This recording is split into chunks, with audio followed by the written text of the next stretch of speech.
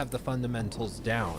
He does know how to make a good game. He did it many times, and it's only relatively recently that people started to turn on him en masse. And frankly, it's not because they lack ambition or aren't doing interesting things. Starfield was very, very ambitious. It's all in the execution.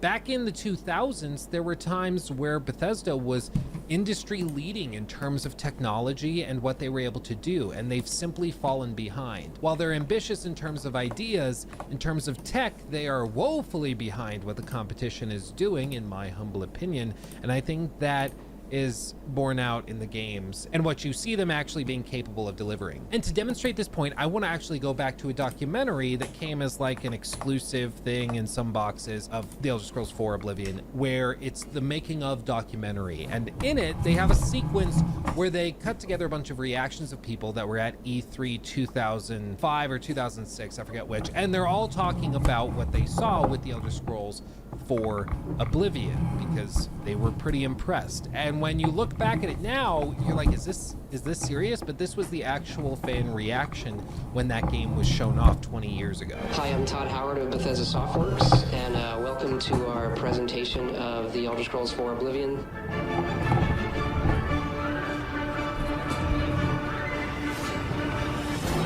This game looks unbelievable. It actually has trees, unlike Barden Falls. The whole first level of the game is a prison break. And through your actions, it really determines what kind of character you'll be. I mean, sometimes I worry that games are going to get so realistic looking that I won't want to play in them because they're too real, and then I might as well just be at home. Only this was a pretty good case for hyper-realism because the forest was gorgeous. Unbelievable. It's easily the most impressive game that we've seen at E3. It's like with the Radiant AI thing. Yeah. That's always one of my big issues with RPGs is the NPC characters are kind of boring. Like they're just there and you talk to them and they're kind of just like this clunky way of getting information. But it's so much more entertaining to watch like somebody flame their dog.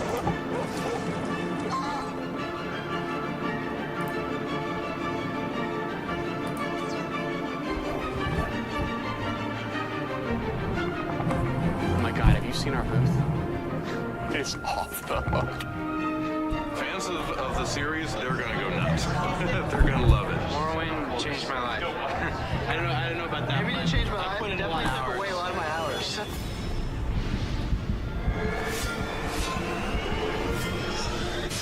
We look back at what people really liked about role-playing in the first place.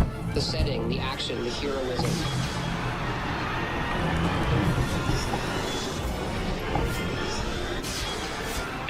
When that guy came, I don't know if you've seen it or not, but when the guy came out of that Oblivion portal, that was cool. He was so cool.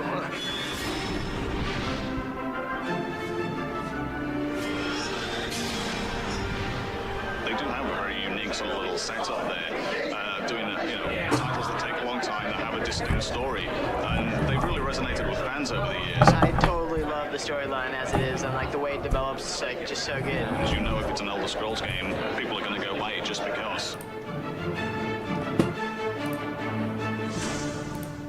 I'm sorry, it's just so weird to hear people talking about a Bethesda game being like so photorealistic and